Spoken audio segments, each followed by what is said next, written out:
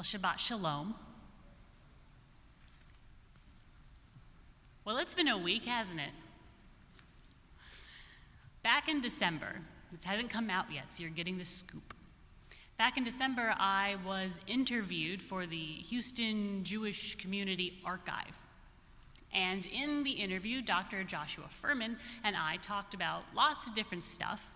We started talking about when I arrived in Houston, about a month and a half before Harvey, and what that was like. And then the pandemic, and what that's been like. And when we were wrapping up the interview, spoiler alert, he said, well, we've checked off hurricane from our disaster bingo, and now pandemic, what's next? And I said, hopefully nothing.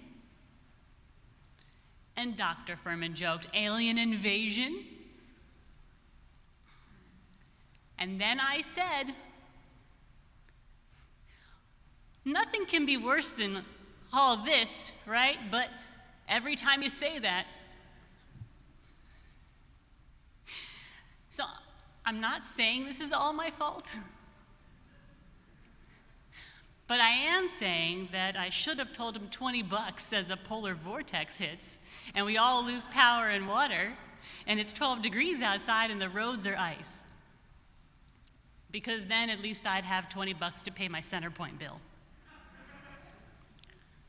Like I said, it's been a week.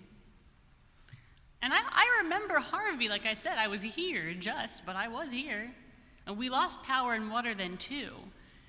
And this week I sat talking with my husband in the cold about all of this. And we agreed that for us, your mileage may vary, your experience, I'm sure, was unique. We talked about how for us, this feels worse. It feels different. It feels bad. And I was trying to figure out why this feels worse for us. And I thought maybe it's because it's bitterly cold. But we talked about this, if it was just cold because we didn't have power, and if we only could have bottled water because there's no water, and the internet was spotty at best, it would be fine. It wouldn't be fun. I wouldn't choose it. I wouldn't want it. But we would be fine. That's not why it felt so much worse this time for us. And we realized, my husband and I, that it's because now we have a baby. And if you have kids, you know this, and even if you don't, you can guess. They become your number one focus. They are your all-consuming worry. And now, during this, I had to put my not quite 2-year-old to bed in a room that was 40-something degrees. As he would lay there sneezing and coughing, he had a cold all week. He still does. His nose would be running, and he's bundled up in 3 layers, and you're putting blankets on him, and he's never had a blanket on him in his life, so he's kicking it off, and you're like, kid, you gotta keep this blanket on you. And I'm just worrying that he's cold all the time, and it guts you. And at the times of day that he knew, he's a smart kid, he knows the times of day that he gets his cup of warm milk, and he would run to that part of the kitchen saying, honey, honey, because he can't even say hungry. He would say, honey, honey. And I'm racking my brains trying to figure out how to safely warm up milk with no power. And seeing that there is no warm milk waiting for him, he starts crying, piteously crying. And it just destroys you. Because you would do anything. You would do anything for them not to feel hurt or pain or to suffer in any way. And you feel, palpably you feel in those moments your ability to prevent that wrenched away. How in an instant, your control over your life, over your precious family's environment can evaporate. And I knew in the days before, we all knew, we saw the forecast at least, and I did my shopping and I did my prep. And I had the thought, I really did, when he was sitting on the floor on Monday, and it was warm and he was playing with whatever, and I literally had the thought come through my mind, I should enjoy this moment where life is unchanging and we are warm, and I don't have a lot of worries and cares, really, about any of those things, because it could all go away tomorrow. And then it did go away tomorrow. I think that's why we are literally warned about this in the Torah. In Truma, we're building an ark. Wow, fascinating. We're building an ark that holds the tablets, the 10 Commandments. And God gives very specific instructions in Truma. And the very first instruction, so the most important and the one that carries a very special significance, very special meaning, the very first instruction we get is the poles you put into the rings on the ark. You can't take them out. Lo yasru mimenu. Wow. Okay. You can't take poles out of the ark. That's the first thing. Not the golden cherubim who sit on it, not the gold cloth cover, none of the wow stuff. This is the box that's going to hold the tablets. The first thing is about poles. We can't take them out. Who cares about poles? Chizkuni, one of our medieval rabbis, he knows why we should care about the poles. He says that, in fact, 99% of the time, the ancient Israelites were stationary. They stayed put, which seems weird, right? Aren't they always having adventures? Aren't they always running around and having battles, and there's kings, and then there's a fight, and then there's a whole thing, and it seems like there's always action, go, go, go, but actually, most of the time, they spent settled in one place. 99% of the time. 1% of the time, though, their lives were upended. The first thing that we are supposed to know about the construction of the ark, the holy ark that holds our Torah tablets, is about the poles that you're supposed to put on it so you take it and move and go. It's as if our tradition is underlining the most important fact about life, which is that it is impermanent. Most of the time, the Israelites were settled with their lives and their businesses and their families and their worries and their cares and their concerns, all the daily stuff. Not much has changed. 99% of the time. But 1% of the time, their lives would be upended. They would be on the move. They had to march to the desert. They had uncertainty. At the drop of a hat, everything can change. It's how we've lived this past week.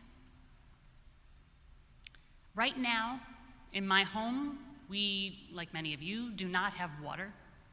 We have power, we don't have heat. The heater's broken, they're trying to figure it out. And by the grace of very wonderful friends, we are staying somewhere with power and water, where my baby goes to bed comfortable, with a belly full of warm milk and food. And I am so grateful to them and to everyone who reached out and offered assistance. And as we exit the dark days, literally, of this bitterly cold winter storm, we may find ourselves still distressed by the flux that we are moving out of, or still mired in. It is painful to be reminded of the lack of control, the true control we have over our own lives and those of the people we care for and about. And Judaism would remind us that this is also an opportunity. As Rabbi Strauss reminded us so beautifully last night, on Yom Kippur we read the words of the prophet Isaiah. Isaiah mocks people who fast on Yom Kippur. What? Isaiah mocks them, in God's name, mocks people who fast on Yom Kippur. That's not very nice, Isaiah. How could you do that? Aren't we supposed to be fasting on Yom Kippur? Aren't we supposed to make ourselves suffer? God says, through Isaiah's mouth, "Is what I want from your fasting to watch you starve? Am I supposed to want to watch you suffer?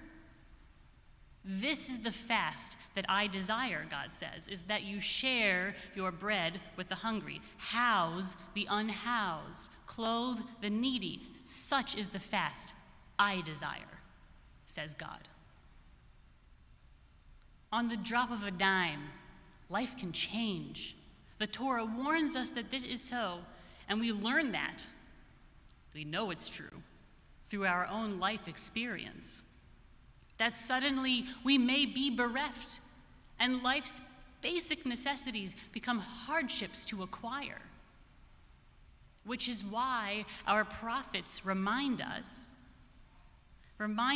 implore us to remember that these hardships are not compounded by the fact that they are shocking singular events. They are compounded by the fact that they are routine, that daily life for so many people is a level of suffering that we were forced to endure for only a few days, and we would do anything to avoid having to have that experience again. So we would be well reminded that our suffering does not have to be pointless. I don't think things like this happen in order to teach us lessons. I don't think that's why it happened, but it doesn't have to be pointless suffering. If it compels us to action, to alleviate others' suffering. If you have the ability, and I say this to those of you here, to those of you in Texas, to those of you who watch us around the country and around the world, if you have the ability, please give. Give to places you know and you love and you trust. Give to the Houston Food Bank, to Kids Meals, to JFS, to Meals on Wheels at the ERJCC. All of these organizations provide meals to Houstonians of all backgrounds, and some of them lost their entire stock of supplies during this freeze. And they feed people during this winter storm aftermath and all year round. Please reach out to us if you need assistance. Any of us for any kind of assistance. And know that it is so normal to feel helpless or alone or even angry when your world is upended. No matter how many Torah verses tell you that it is normal, it is to feel that way. And in the moment or in the aftermath, these can be difficult feelings to reconcile, so I also want you to know that I see you. I see you. And whether we talked during this, or we texted, or you don't know who the heck I am, I want you to know that I know that you are doing, that you did, and you continue to do the absolute best you can. And I am so very proud of you. Take care of yourselves. Take care of each other. Stay warm, my friends. Shabbat shalom.